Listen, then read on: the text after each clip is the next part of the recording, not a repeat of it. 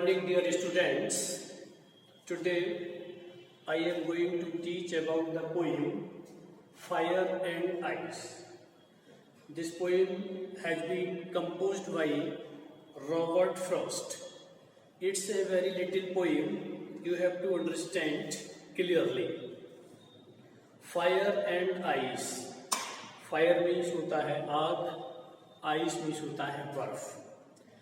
The poet wants to give some message through this poem. Some say the world will end in fire, some say in ice. From what I have tasted of desire, I hold with those who favor fire. But if it had to perish twice, I think I know enough of hate to say that for destruction ice is also great and would suffice. Suffice means होता है sufficient. Poet says some say the world will end in fire. कवि कहता है कि कुछ लोग ये कहते हैं इस दुनिया का अंत आग से होगा, यानी एक दिन जब ये दुनिया समाप्त होगी तो उसकी समाप्ति का कारण आग होगी, आग में जलकर ये दुनिया का अंत हो जाएगा. सम से इन आइस, कभी ये भी कहता है कि हो सकता है इस दुनिया का अंत बर्फ के कारण हो, यानी इतनी बर्फ हो जाएगी इस दुनिया पर कि सारी दुनिया का अंत हो जाएगा.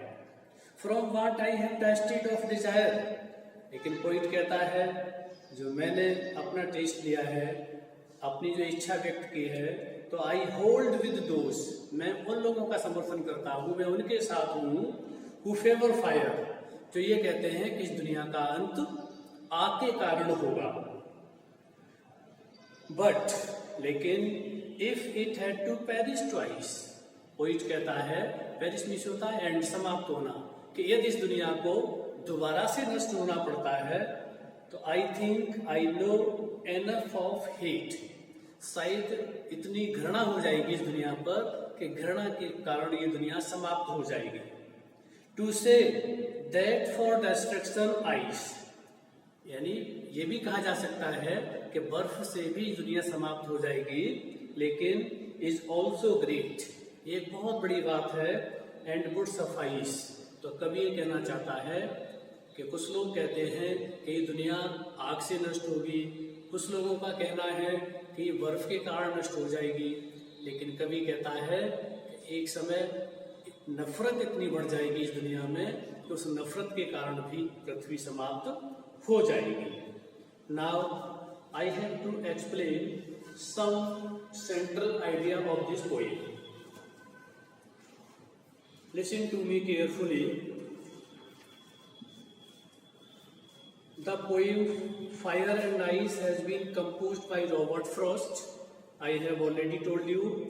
In this poem, the poet is describing his internal idea for the world. This is a universal truth that nothing is permanent here. According to the poet, everything is mortal. Nobody is immortal. One day everything has to destroy. Every person knows it very well that who comes in the world have to go one day.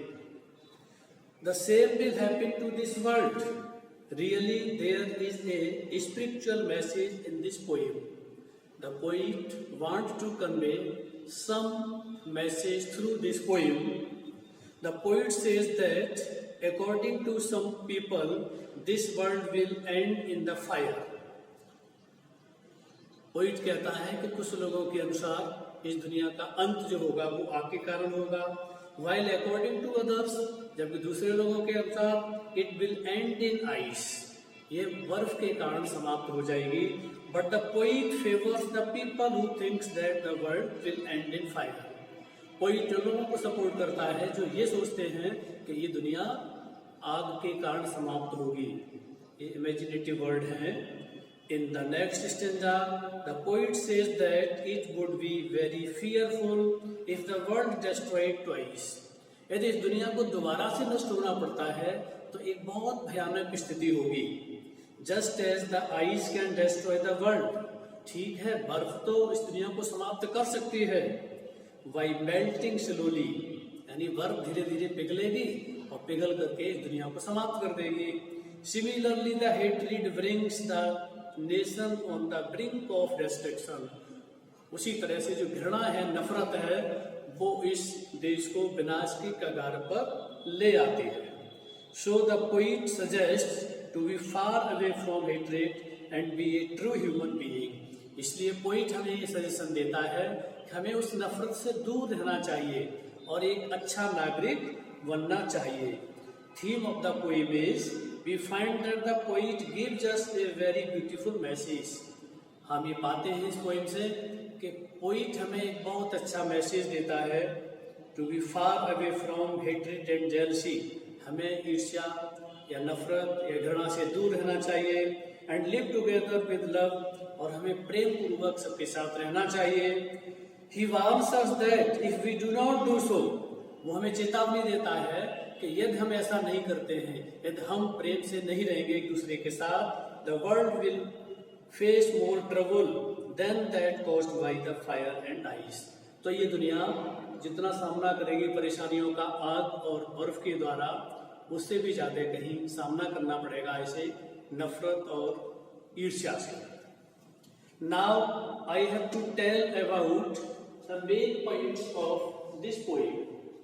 First point goes, according to the poem the world will end either in fire or in ice, कवि के अनुसार ये दुनिया या तो आग के हवाले हो जाएगी, आग से नष्ट होगी, समाप्त होगी, या बर्फ के कारण होगी।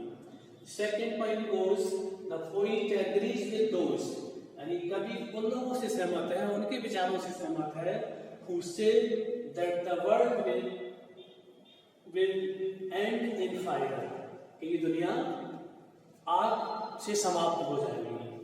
The poet says that fire और ice can destroy the world only once, कवि कहता है कि ये दुनिया जो नष्ट हो सकती है केवल फायर और आइस यानी आग और बर्फ के कारण एक बार, but hatred can destroy it twice, लेकिन ये नफरत इस दुनिया को दोबारा नष्ट कर सकती है। अकॉर्डिंग टू हिम, पोइट के अनुसार हेट्रेड इज मोर डेंजरस, जो नफरत है, घृणा है, वो ज्यादा खतरनाक होती है।